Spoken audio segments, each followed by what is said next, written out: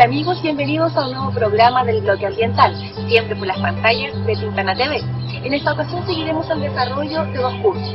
En la primera parte de nuestro programa, Comportamiento Cívico-Ambiental, aprenderemos sobre la importancia de relacionarnos de buena manera con nuestros vecinos y cómo eso afecta a nuestro entorno.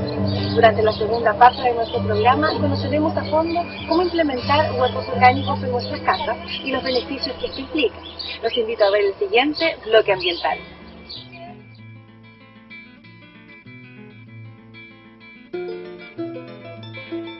El tema básico de este curso habla del comportamiento, es decir, cómo nosotros nos comportamos en el medio en que vivimos.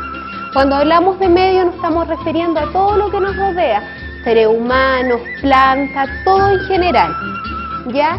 Cuando nosotros nos referimos a solamente comportamiento, es la forma de actuar de nosotros mismos según determinados estímulos que recibimos del medio ambiente o determinados patrones de conductas que nosotros hayamos aprendido.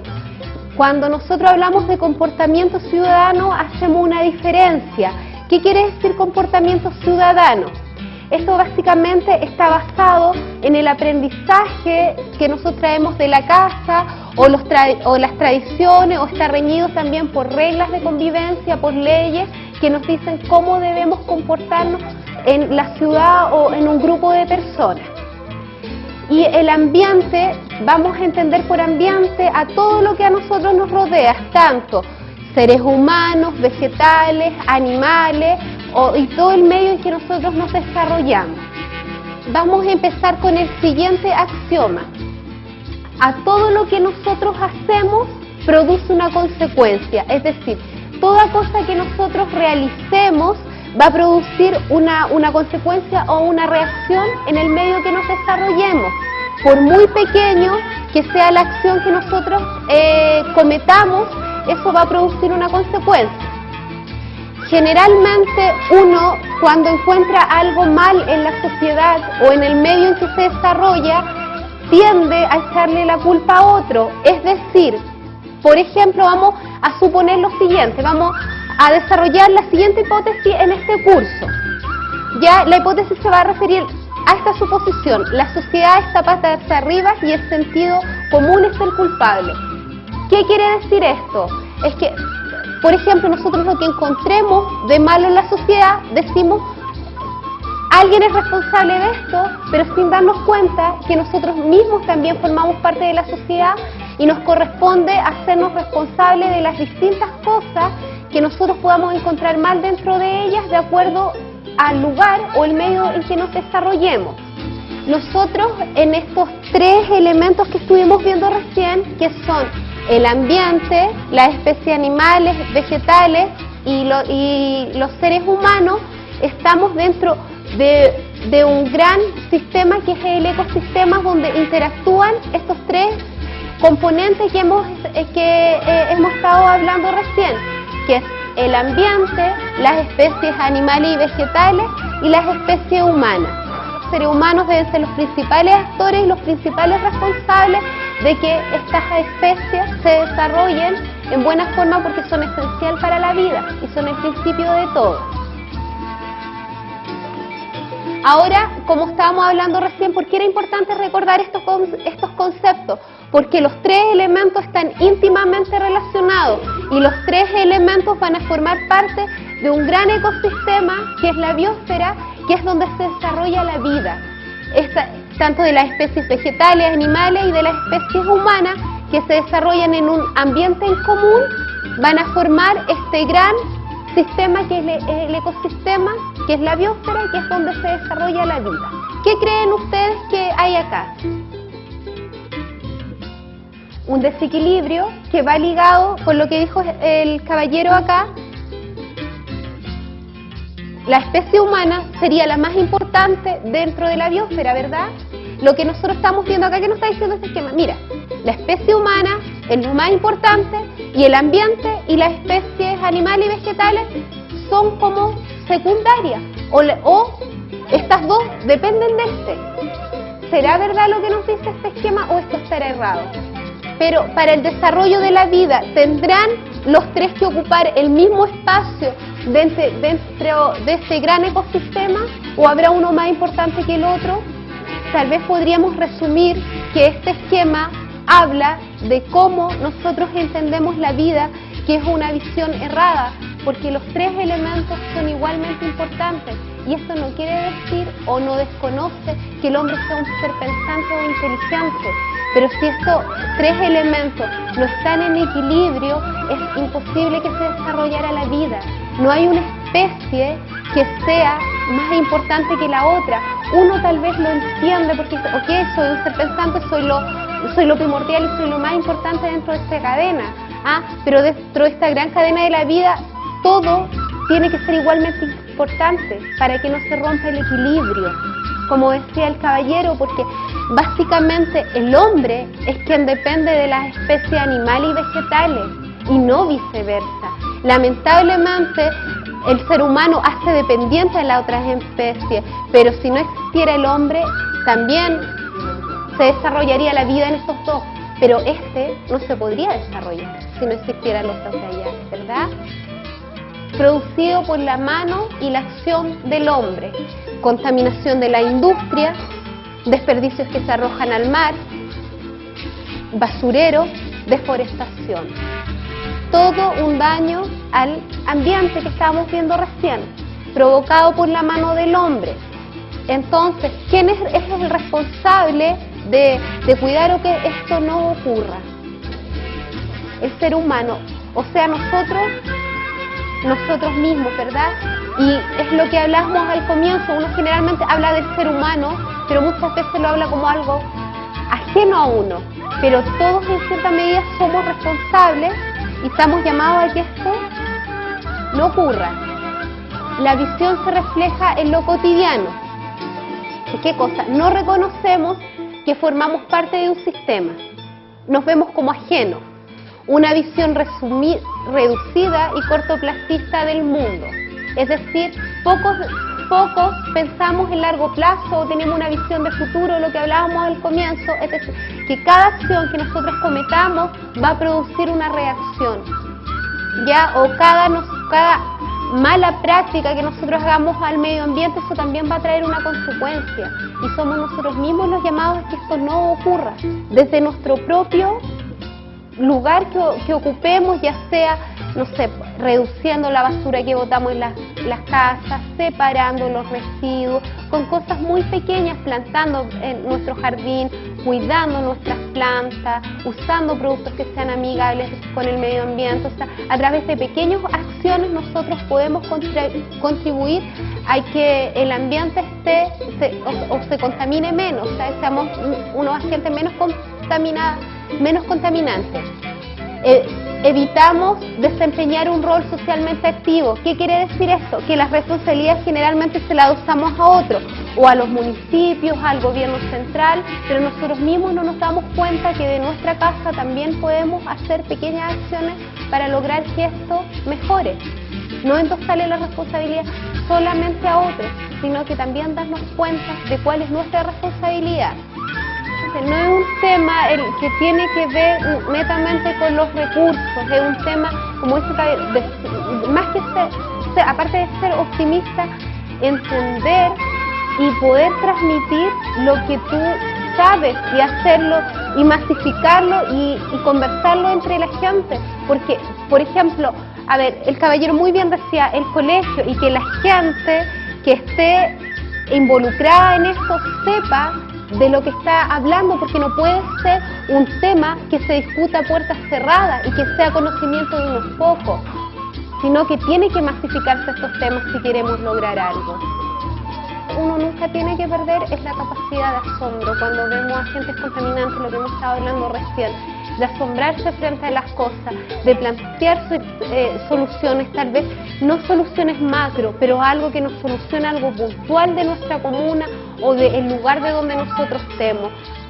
Por eso vuelvo a repasar la misma idea, o sea, ser actores principales de acuerdo al lugar que nosotros nos encontremos, y poder desarrollar ideas que vayan en favor del medio ambiente. somos nosotros mismos, los seres humanos, que ensuciamos y que contaminamos los lugares. Los municipios o los encargados pueden hacer mucho, pueden limpiar, pueden dejar todo lo mejor que se pueda, pero siempre hay gente que vuelve y vuelve a ensuciar. Pero eso no quiere decir que esto de arriba no se vaya a seguir haciendo, hasta que la gente entienda que eso no es correcto, que eso no debe hacerlo. Como decía el caballero, no porque se fracase una vez o porque uno vea que la gente sigue botando basura, va a dejar de hacer cosas. Tiene que seguir tratando de que la gente entienda o educándola, porque esto también es forma de educación. Son ellos mismos los que cocinan, no son otros. Es la misma gente de las comunas las que ensucian su propia comuna. Entonces, ante eso también hacerse responsable, o nosotros mismos de pronto cuando tenemos en la casa cosas que no nos sirven. ¿Qué es lo que nos resulta muchas veces más fácil? Pagarle a alguien que se lleve esas cosas, como por ejemplo las personas de triciclo, y que él vea dónde las bota. Si total a nosotros ya nos sacó del problema, pero no somos capaces de decir, ok, o sea, ¿dónde irá a votar esta persona? Tal vez va a ir a votar al sitio que está más allá y me va a contaminar la misma comuna. Lo mismo acá, por ejemplo, ¿cuándo dispone la gente? La gente, por ejemplo, acá saca una serie de desperdicios de una casa puntual, va a disponer en la noche y sigue ensuciando. Entonces, en eso creo que quedemos también como súper claro que cuando nosotros incurrimos en estas cosas, lo único que estamos haciendo es ensuciar más nuestro medio. Y ahí nosotros tenemos que estar conscientes cuando decimos, pucha, la comuna está llena de basura, o las distintas comunas están llenas de focos insalubres, ¿por qué son otros? No, somos nosotros mismos los que estamos ensuciando nuestra propia comuna o el lugar donde estemos habitando. No nos hacemos cargo de nuestros residuos, los que hablábamos recién muchas veces. ¿Qué se hace? O en los departamentos, en las zonas donde se acopia la basura, colocamos las bolsas sin esperar que pase el camión, los perros las tiran, todo. A veces la persona que va recolectando la basura por tiempo no alcanza a recogerlas todas y eso puede estar días ahí y uno tampoco es capaz de ir y recoger esos mismos desperdicios que también corresponden a los lugares donde vivimos, y eso no lo vino a ensuciar otro, también eso lo hicimos nosotros mismos porque tal vez no pudimos dejar la bolsa cuando pasó el camión, o no nos levantamos más temprano para pasársela al paso del camión, o no nos organizamos con los vecinos para tener un contenedor. O sea, con pequeñas acciones nosotros podemos lograr que esto esté más limpio, pero entendiendo que la responsabilidad principal es de nosotros. Nosotros podemos educar a nuestros niños con acciones, que ellos reutilicen las cosas, pero si nosotros estamos dando malos ejemplos, ¿qué valor puede tener lo que nosotros les estamos enseñando a nuestros niños? También que muchas veces que nos encontramos que muchas veces en los patios de las mismas viviendas se forman focos insalubres. Uno en el patio que junta, muchas veces junta cachureos, no ordenan, y eso también es una forma de contaminación, que se juntan ratones. Si se juntan ratones, uno no se va a perjudicar solamente uno, sino que va a perjudicar al vecino. Entonces son todas las acciones que nosotros hagamos, o lo mismo de las quemas de basura, cosas que uno piensa, ya, ¿qué voy a hacer? Quemo la hoja, quemo la basura, o cuando uno mismo también hace pan en la esquina. Eso es muy típico muchas veces en las poblaciones, de prender el horno, de usar la leña, y no porque lo haga una persona va a estar bien y que el otro lo tenga que replicar, ¿ya? Esas son cosas que uno también tiene que pensar, esto no está bien, yo no lo tengo que hacer, o sea, porque no solo, a lo mejor, claro, a mí me soluciona un problema puntual, pero estoy contaminando al resto, estoy atentando contra el resto. ¿Por qué hay que llegar a esto? ¿Por qué tienen que haber animales que están en este estado en nuestras calles o están durmiendo en las basuras? Eso no corresponde, eso es indigno. Esto no puede ser, esto es atentar y no tener ningún respeto hacia la vida. No es tener un respeto hacia la vida. Entonces, esto, cuando hablamos de no perder la capacidad de asombro, no puede ser de ninguna manera, porque estos animales pertenecieron a alguien, que terminen así. Esto no es correcto, esto no es parte del paisaje. Entonces, entender que esto no está bien. Tampoco es correcto ver esto en las calles, árboles mutilados, cortados, chocados, con carteles, con clavos. Ese tipo de acciones tampoco es correcto.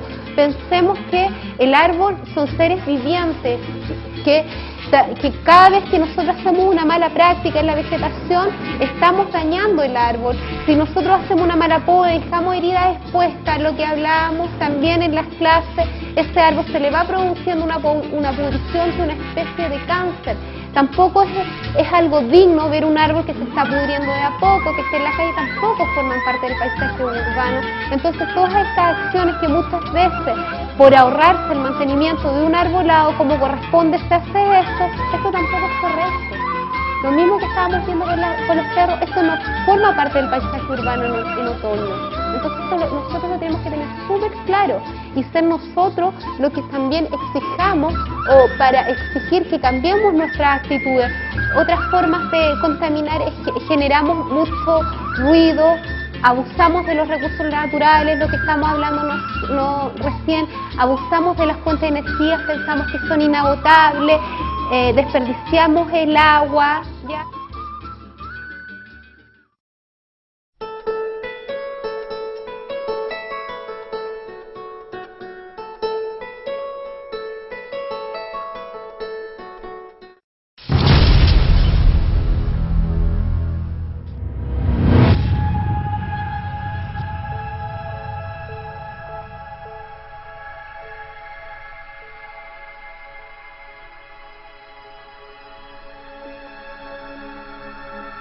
Tomen conciencia. Lo que vemos acá fue provocado por los adultos que no tienen conciencia. Hoy en día la naturaleza nos pide que tengamos respeto. Es que cambie su cultura y eso. Si con cambiar la cultura de este país se puede lograr que este planeta sea más limpio.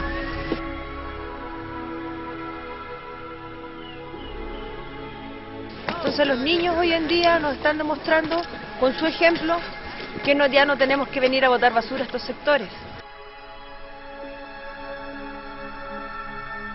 Hoy en día la naturaleza nos pide que tengamos respeto,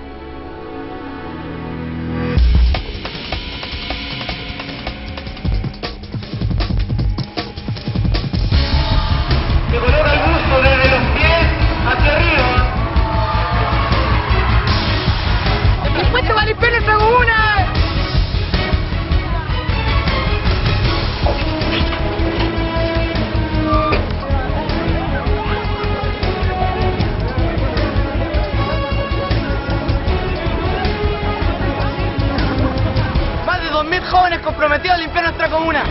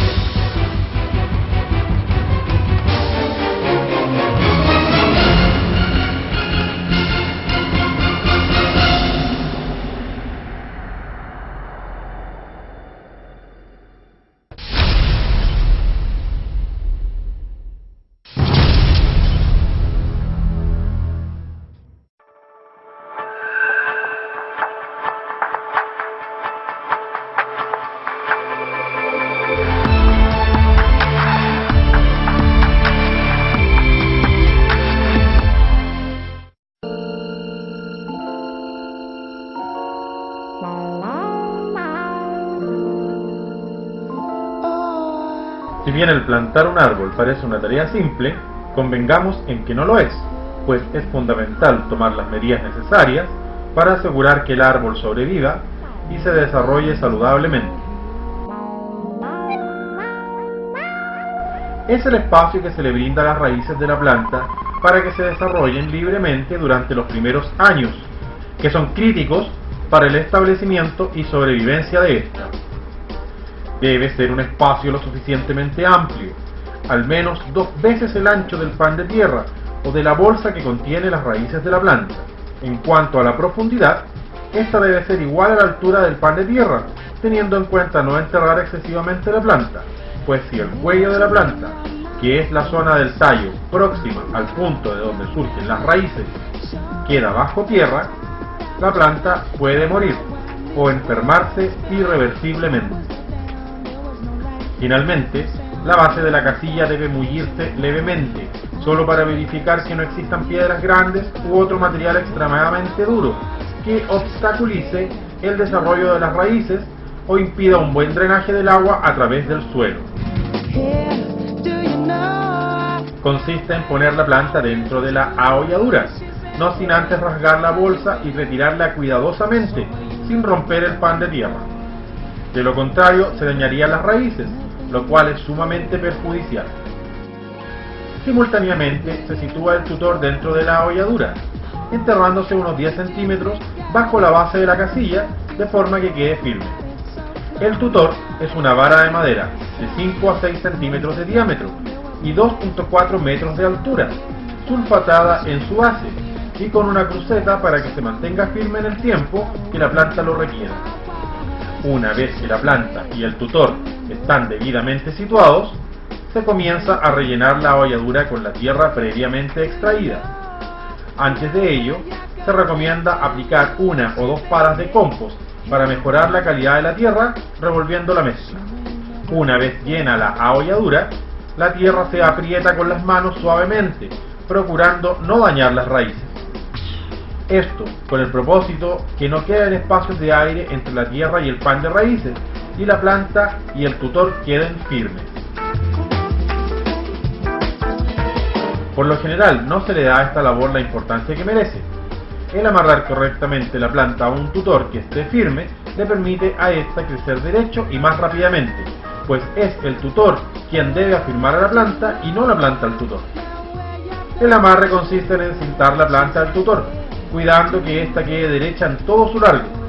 Se deben poner tantas amarras como sea necesario, 3 o más según la altura del árbol. El riego es fundamental durante los primeros días después de la plantación y a lo largo de toda la vida de la planta. Para que éste sea eficaz, es decir, que el agua quede a disposición de las raíces, se debe realizar una taza del tamaño adecuado, que permita contener la cantidad de agua que la planta necesita. A lo menos, la taza debe tener el tamaño de 3 veces el ancho del pan de tierra.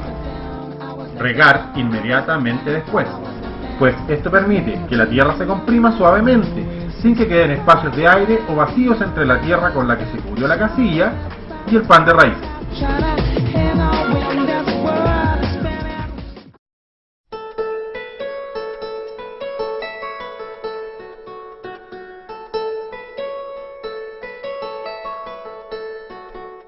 El objetivo es incentivar la creación de huertas orgánicas en su propia casa, la comunidad, ya sea los colegios, como les decía, juntas de vecinos, y que podamos nosotros optar a tener hortalizas frescas, ya que es muy sano, sin químicos. Por eso se llama orgánico, sin químicos sintéticos, porque nosotros en producción orgánica hay algunos productos que venden que ya vienen procesados químicamente, a lo mejor por alguna empresa, pero son no sintéticos, sino que provienen de alguna planta, generalmente de hierbas. Lo otro que es importante acá que manejemos nosotros de lo que es agricultura orgánica es que el sustrato que vamos a utilizar, sustrato se le llama ya sea, puede ser tierra, puede ser arena, puede ser compost, bueno, que todo sea algo que nosotros mismos podamos tener en nuestras casas. En lo hidropónico se contrapone absolutamente a lo que es agricultura orgánica. ¿Por qué? Porque a esa agua le echan productos químicos exactamente sintético. Tienen que echarle nitrógeno, tienen que echarle fósforo, tienen que echarle... Exactamente, es una solución química. Por lo tanto, eso, si nosotros... Claro. Lo que es hidropónico, a no ser que esté eso regado con té de compost o té de humus, que eso sí es orgánico. Resulta que las plantas, para que puedan absorber eso que necesitan para su alimentación, los mismos microorganismos que están en el suelo ayudan a esa descomposición. Por eso que se habla ya sea del compost o del humus y de materia orgánica, porque todos esos microorganismos ayudan a esa descomposición. Lo otro hay que hacerlo sintéticamente, o sea, se hace un manejo químico. Y ahí la planta puede aprovecharlo, en este caso no.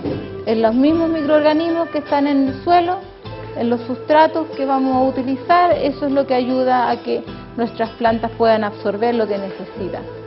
Pensemos que nosotros aquí vamos a necesitar espacios pequeños, es para nuestro consumo propio de nuestro hogar, por lo tanto nosotros no vamos a ver a lo mejor una selga terminada como las que venden en las ferias. Porque ¿qué es lo que nosotros estamos aprovechando? Nosotros estamos aprovechando cosechando las hojas, nosotros solamente vamos a cosechar la hoja y no la planta completa, ¿ya? Y a medida que nosotros vamos cosechando las hojitas de a una, va a volver a brotar, va a volver a salir más hojitas y vamos a tener más producción, ¿ya? Esa es la diferencia y quizás por lo mismo, si ustedes se fijan, a lo mejor, no sé si está en este material, las distancias son bastante menores entre planta y planta de lo que se hace donde tienen 1 o 2 hectáreas donde producen por extensión. Obviamente ellos tienen mucho más espacio, en 1 hectárea ellos pueden cultivar a lo mejor las acelgas cada 50 centímetros, cada 60 centímetros, nosotros aquí nos vamos a achicar cada 20 centímetros. Vamos a aprovechar al máximo porque nosotros vamos a ir utilizando a medida de lo que necesitamos, ¿ya? Entonces nos vamos a tener una planta acá, en este caso a lo mejor terminada, nos vamos a sacar la selga completa. ¿Por qué? Porque nosotros vamos a ir cosechando lo que vamos necesitando. Agricultores que eran convencionales se están transformando a la orgánica por un tema de que ellos exportan, por un tema de que tiene un valor mucho más elevado ese producto que es orgánico al que es convencional. Además, exactamente, es más caro, pero ¿por qué? Por la mano de obra, porque nosotros no utilizamos químicos, o sea, la agricultura convencional, si quiere, llega y mata maleza y elimina todo. Todos los productos que a lo mejor yo veo una manzana muy bonita, qué sé yo, claro, estéticamente, porque se ve bonito, pero si usted toma una manzana que es orgánica y esa manzana que es de cultivo convencional, que se ve muy linda, a lo mejor la otra que es orgánica se ve fea, pero usted en el sabor está la diferencia. Precisamente, sí, una de las cosas que a mí más me impactó como persona cuando yo entré a estudiar esto, porque la verdad que yo entré a estudiar por un tema, no fue por una decisión de estudiar agricultura orgánica, no, fue porque yo quería estudiar agricultura. Ahora, que justo se diera que fuera ecológica o orgánica fue como el plus que me dio también y que me llenó como persona, porque si una de las cosas más impactantes que vi precisamente que me mostraron fue que en los años 80, tiradito para los 90, hubieron y siguen habiendo muchos niños enfermos con deformidades, por todo el tema de los pesticidas, hijos de trabajadores, de técnicos, toda el área de la 6ª y 7ª región, hay muchos niños con esos problemas, unas deformidades horribles. ¿Y por qué? Por un tema de acumulación, porque ¿qué pasa? Nosotros, claro, a lo mejor vamos a utilizar un producto, no sé, un mata maleza, cualquiera. Eso se va acumulando en el tiempo. Además, ¿qué pasa con eso? Que eso no solamente va a matar esa maleza, va a matar todo lo que hay ahí. Y además, eso ni siquiera se elimina con el tiempo. Eso se va quedando ahí. Y nosotros además no estamos comiendo eso, lo estamos absorbiendo, y eso con el tiempo se va acumulando y en algún momento también a nosotros nos va dañando. Por algo todo lo que son pesticidas, todos terminados en SIDA, significa que matan células vivas. Pueden ser nuestras propias células, pueden ser las células de esos bichitos, pueden ser las células vegetales, pero matan células. Todos estamos hechos de células. Todos los que somos seres vivos estamos hechos de células. Por lo tanto, no solamente va a matar a esa maleza. Yo también puedo esterilizar, o si creo que viene algo a lo mejor en la tierra que voy a usar, puedo echarle agua hirviendo. También es otro sistema. También, claro, es por un tema de calor, de temperatura. Ahora, si nosotros producimos compost, el compost llega a una temperatura de hasta 90 o 100 grados y ahí mata todo. Y todo eso es por la producción de los mismos microorganismos que están ahí, dentro de la materia que se está degradando, del compostaje. Bueno, para hacer compost, yo me imagino que ustedes recuerdan que les dijeron, se necesita humedad, temperatura y aire, ¿ya? Entonces, es lo mismo, es más o menos parecido. Ahora, ¿qué es lo que pasa con esto? Es cierto que si nosotros queremos producir a lo mejor a gran escala, y han visto a lo mejor algún dibujo por ahí, se llama mulch, o mulch, dependiendo de cómo se le diga, se pone plástico. Precisamente yo coloco el plástico negro. El plástico negro, ¿por qué? Porque evita que entre la luz solar al suelo. Por lo tanto, eso va a evitar que crezcan las malezas. Yo voy haciendo... No. Antes de que yo haga el trasplante. Generalmente los cultivos de frutilla, se hace eso, se hacen unas hileras, unas camas, donde se cubre con ese plástico negro. Yo hago el hoyito donde donde va a estar mi plantita de frutilla, y ahí la coloco. Y eso, bueno, tiene más de un propósito. Uno es evitar que me salgan las malezas y la otra es mantener la humedad del suelo. Ahora, yo no solamente lo puedo hacer con plástico, yo aquí lo tengo con viruta.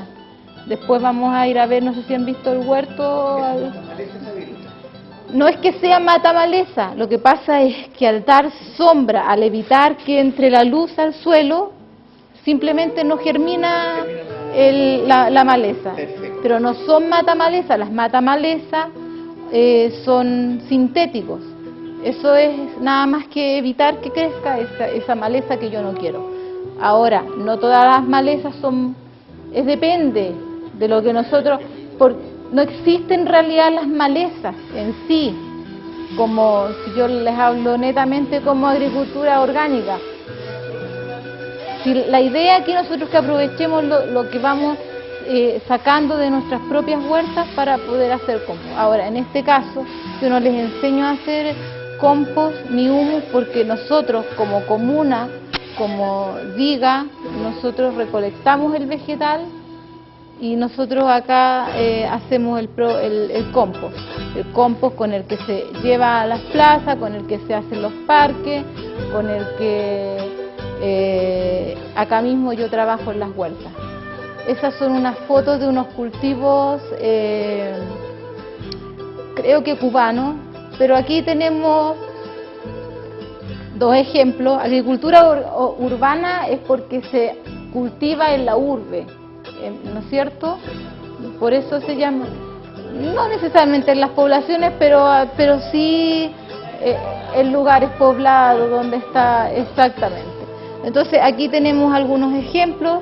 Nosotros podemos hacer, esto es como una especie de pirámide, donde se van colocando pisos, y aquí si se fijan, tienen maceteros, tienen diferentes tipos de cultivo, tienen jardineras.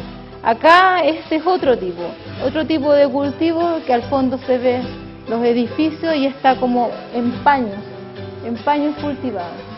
Lamentablemente nosotros producimos muchos desechos inorgánicos y también orgánicos. Entonces, ¿cuál es la idea además de que nosotros podamos cultivar? Es reutilizar lo que tenemos. Nosotros podemos reutilizar muchas cosas de lo que muchas veces nosotros botamos, ¿ya?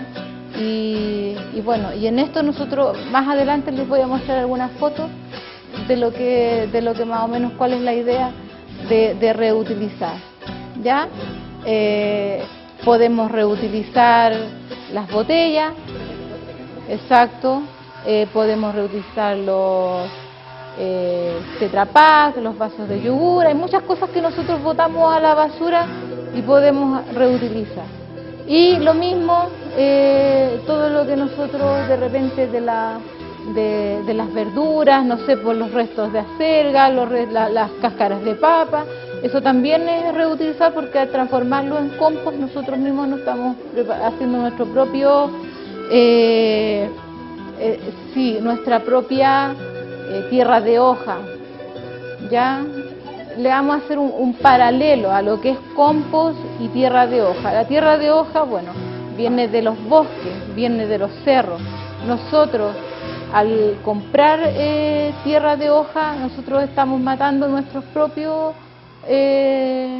bosques que tenemos cercanos, porque nosotros eso va a la gente y arrasa con todo, y después se viene y se degrada ese lugar y se producen los aludes y qué sé yo, etcétera. Ya, mientras que si nosotros podemos hacer nuestro propio compost, no va a ser tan bueno o mejor que si compramos tierra de hoja. Bueno, aquí hay unos ejemplos de algunos cultivos. Aquí dice que China, Japón, Cuba han tenido granjas urbanas por décadas. Bueno, Cuba por un tema que ya sabemos de que no podía exportar productos, ¿no es cierto? Entonces se vio obligado a producir en la urbe grandes cantidades y bueno, ahí está, es bastante extenso, tienen hortalizas, claro, pero es que además por un tema de que ellos estaban cerrados, pues, nada podía entrar, exactamente, por eso se vieron obligados a hacer sus propios huertas, exactamente, sus cultivos. Bueno, aquí dice que el modelo cubano de agricultura sustentable y amigable con el ambiente ha sido una inspiración para numerosos proyectos urbanos alrededor del mundo. La Habana, población mayor a 2.000 habitantes, dice, tiene aproximadamente 200 granjas urbanas que producen lechugas, tomates, pimientos, papas, espinaca, etcétera, y que los venden dentro de su mismo lugar, de su misma población. Bueno, aquí hay otras fotos, otros ejemplos. Eso es tomate, tipo parronal. Ese es, no sé si son japoneses o chinos, pero esta es China. Y este cultivo es de arroz en un sótano de un edificio. Si se fijan, esas son puras ampolletas. Aquí en esta estamos viendo una huerta urbana en un patio. Si ustedes se fijan, acá nosotros tenemos, estos son como los cajones de tomate, ¿no es cierto? A veces en vez de tener, y de hecho se está utilizando mucho, yo lo he visto mucho para arriba, para allá, para La Reina, que la gente en vez de tener jardines, ahora está teniendo huertas. En vez de tener flores, aunque es importante igual en la agricultura orgánica tener flores, es muy importante, pero en vez de tener de repente, no sé, un helecho o alguna planta exótica, están teniendo huerta. Aquí este es otro ejemplo, son como esos PVC partidos por la mitad, están cerrados, se fijan, y están así en escalera, y ahí tienen, bueno, ese al parecer es cibulet, y aquí hay lechuga. Todo lo que es agricultura, sobre todo ecológica, yo le digo que es mucha imaginación, tener mucha imaginación. Bueno, ahí hay algunos ejemplos de algunos sustratos que podemos utilizar. ¿Por qué esos ejemplos? Porque son más baratos. Por eso no está a lo mejor la turba, no está la perlita dentro de los ejemplos que están ahí puestos, sino que son por un tema de que son más baratos, por eso están esos ejemplos y en porcentaje de lo que podemos utilizar. Bueno, acá ya hay otro ejemplo de huerta, si se fijan, esta es como una mesa, ahí hay puras lechugas, están al fondo ahí los arbolitos, y aquí también está en el suelo, pero un cajoncito, así hecho tipo cajones. Aquí, eso es en la India, la gente está abajo y eso es como una especie de puente. Ahora, ¿de qué material está hecho? No sé, pero puede ser, yo creo, puede ser como concreto, puede ser como plástico pero reforzado, porque es como una especie, la gente pasa por debajo, como una especie de puente, y el cultivo está arriba, sobre ello. El año pasado nosotros iniciamos un curso, o sea, un taller en Villa Padre Hurtado, con gente de allá, de esa villa específicamente, por eso está ella y la señora Verónica, que son otros ejemplos de la gente que ha estado, nosotros le hacemos asesoría. Ella tiene ahí unas frutillas, aquí ella había sembrado unos arbolitos de limón, o sea, sembró la semilla del limón y ya estaba creciendo. Ahí tenía tomate, y la señora que está acá, que también ahí está con su... Bueno, aquí vamos a un poco a explicar las etapas de la huerta. Primero, la elección del lugar más apropiado, principalmente que le llegue la mayor cantidad de luz posible, o sea, más de 6 horas de luz. Ese es el primer punto. Y que tengamos además agua disponible cercana. Ya ese es el segundo. Porque el suelo no es tan importante, porque el suelo, el sustrato lo podemos nosotros mismos manejar, ¿ya? Por eso no es, pero sí la luz y el agua es lo más importante. Transformar un espacio para hacer huerta, ¿ya? Entonces nosotros tenemos que saber dónde nos llega la mayor cantidad de luz durante el día, y ahí ese va a ser el lugar ideal para que podamos cultivar.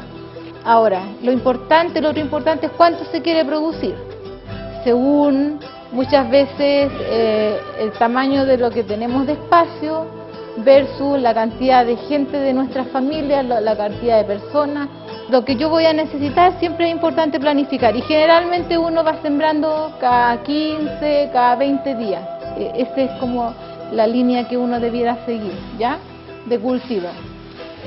Ahora, definir la estructura de plantación horizontal, vertical o mixta. O sea, puede ser en el suelo o puede ser vertical, como le voy a mostrar más adelante.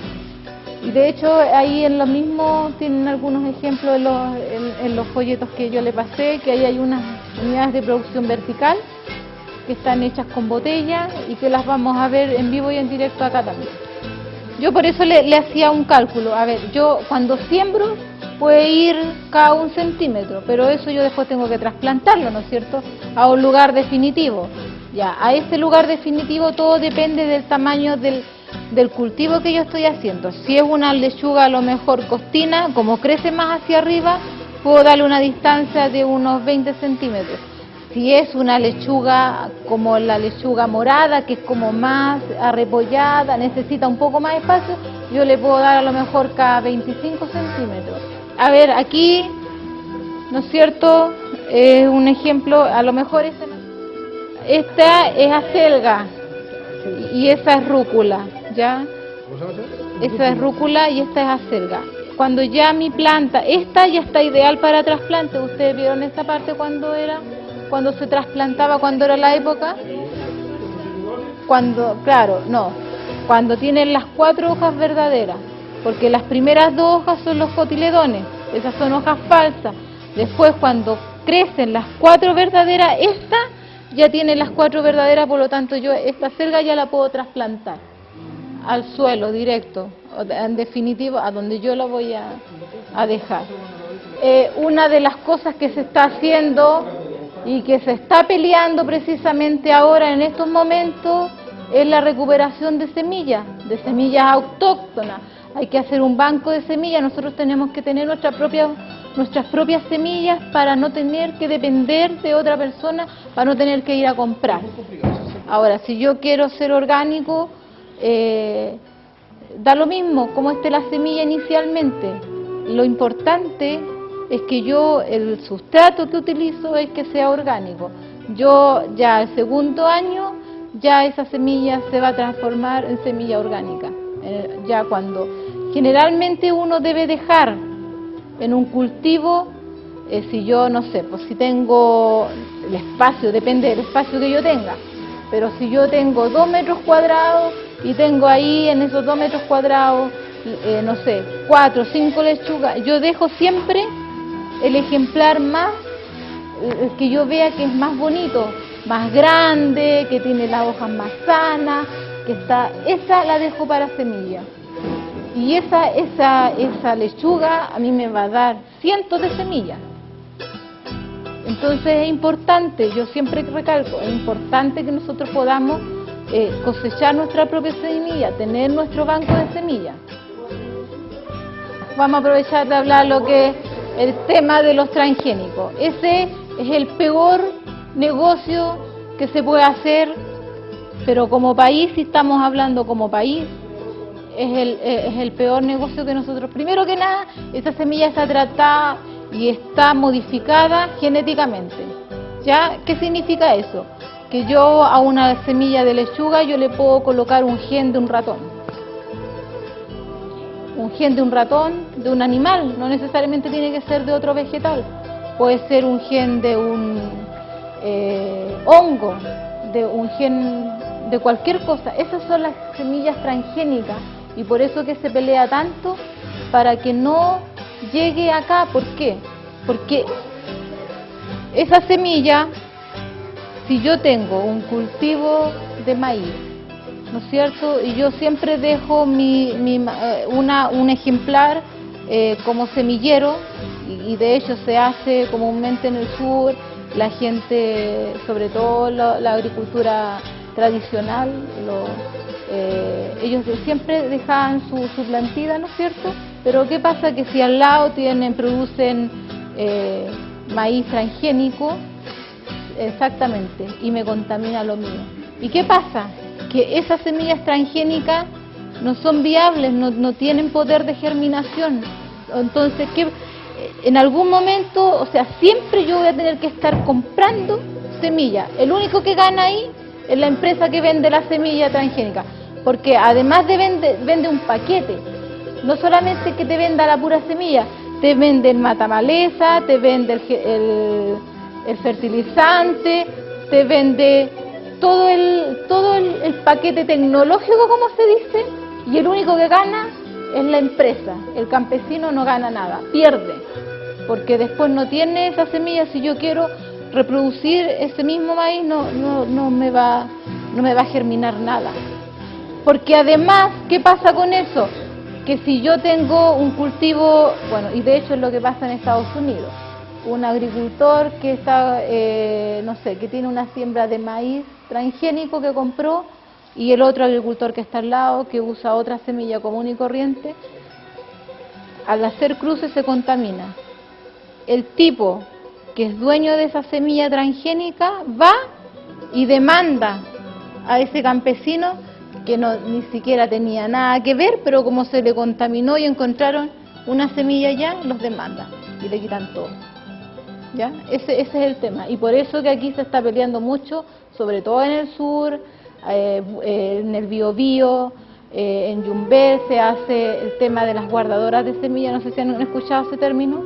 Son mujeres campesinas que se dedican a reproducir la semilla nuestra. Claro, exactamente, ellas son las guardadoras de semillas, ¿ya? Entonces ellas se están dedicando, y hay una organización a nivel latinoamericano donde se está tratando de que esto siga adelante, y que también se está tratando de que la gente que dicta las leyes, los diputados, los senadores, conozcan estos temas, porque lamentablemente por unas pocas lucas se puede venir todo lo demás abajo. Otra de las etapas de las huertas, aparte de definir dónde vamos a sembrar o vamos a plantar, el suelo que vamos a utilizar o el sustrato que vamos a utilizar, también está la preparación del lugar donde nosotros vamos a cultivar, ¿no es cierto? Que pueden ser camas altas o en unidades de producción vertical, como yo les decía, los que están en botella. Lo otro importante es el control de plagas, enfermedades, ya sea manual o control biológico. Manual significa que si yo le veo pulgones a mi planta, voy y las saco manualmente, ¿no es cierto? O biológico, puede ser haciendo exactamente algún producto que un repelente, o con las mismas chinitas que se comen los pulgones. Nosotros tenemos que saber reconocer cuáles son los insectos benéficos y cuáles son los dañinos. En nuestro caso, los benéficos son las chinitas, las abejas, son insectos benéficos, y por eso dentro de las huertas siempre es importante tener flores. Aquí yo después les voy a mostrar y vamos a ver que no solamente es tener hortalizas, nosotros tenemos que tener diversidad de cultivos. Eso es lo más importante en la agricultura orgánica. ¿Por qué? Porque al tener diversidad de cultivos es menos factible, y si en algún momento a nosotros nos ataca algún bichito, vamos a tener la posibilidad de que los que están al lado repelan, o también sirven como carne de cañón. Lo otro siguiente es el control de maleza, así puede ser manual, o sea, sacando nosotros directamente las malezas, o con mulch, como les decía yo, que puede ser un plástico, puede ser paja, puede ser incluso con un cartón, con diario, exactamente. Sí, lo importante del mulch es eso, evitar que entre la luz al suelo y que salgan más malezas, y además que mantenga la humedad. Ya eso es el punto del mulch. Y bueno, y después viene la etapa de la cosecha. Estos son los materiales que aparecen, que siempre es importante limpiar nuestras herramientas, sobre todo nuestras tijeras de podar, nuestras palas, por un tema de que no llevemos enfermedades, que a lo mejor si una planta está con una enfermedad, no la transmitamos a otra. Lugares donde se puede cultivar: en azoteas, en patios, en ventanas, techo. Los sustratos, ahí están los ejemplos: compost, tierra vegetal, humus, acerrina, islapol, disgregado, papel, cartón, capotillos de arroz, rosa mosqueta, etcétera. Contenedores, ahí yo ya más o menos les había dicho, ¿no es cierto?, de yogur, de los envases de yogur, de los Tetra Pak, de las botellas. Lo importante aquí es el uso óptimo de los espacios. Y lo otro que también les hablaba yo, que es el tema de la luz. Idealmente la luz natural, ¿no es cierto?, porque si no sería un gastadero tremendo. Estas son unas lechugas moradas, esa es una foto mía por si acaso. Esa es Tetra Pak en botella, así, esta en horizontal, y esta también eso es una especie como de mini invernadero, por eso se deja así, es una especie de mini invernadero. Bueno, ahí ese es un semillero tipo, ahí más o menos está mostrando cómo se siembra, y arriba el arnero, eso está arneando porque para sembrar tiene que estar muy fino el sustrato, ya, eso es importante. Bueno, eso es la temporada de otoño-invierno, es un ejemplo. Eso que lo tienen ustedes ahí en la guía, son ejemplos de lo que yo puedo cultivar según la época del año. En invierno, otoño-invierno, primavera-verano, ¿ya? Ese es de primavera-verano, o sea, eso ya debiéramos estarlo sembrando ahora nosotros. Ya empezó la época. Ahí tenemos lechuga, tenemos beterraga, tomate, zanahoria, rúcula. ¿Cuál es la idea de que yo muestre eso? Es que yo ahí tengo diversidad de cultivos. ¿Ya? Eso es lo importante. Yo tengo una planta, esta es de hoja, intercalada con una de raíz, esta es de fruta, ¿no es cierto? Porque el tomate es una fruta, intercalada con una de raíz también, y una de hoja. ¿Por qué?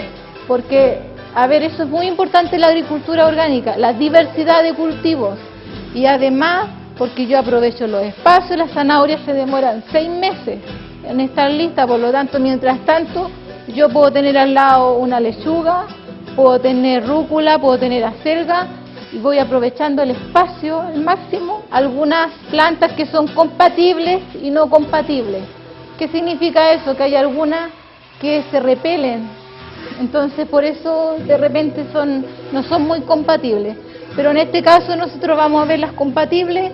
Tenemos la lechuga con el rabanito aquí, esta es compatible. Lechuga con lechuga no, ¿por qué? Porque como son las dos de hoja, lo ideal es que siempre tengamos intercalados los cultivos. Acaban de ver la segunda parte del bloque ambiental, donde aprendieron cómo implementar huertos orgánicos en sus casas. Para aprender más a fondo estas y otras materias relacionadas con la gestión ambiental, los invito a inscribirse en los cursos de Conserjería Ambiental Comunitaria al teléfono 389-6511 o al correo electrónico digamail@gmail.com. Nos vemos en otra edición de nuestro bloque ambiental. Hasta pronto.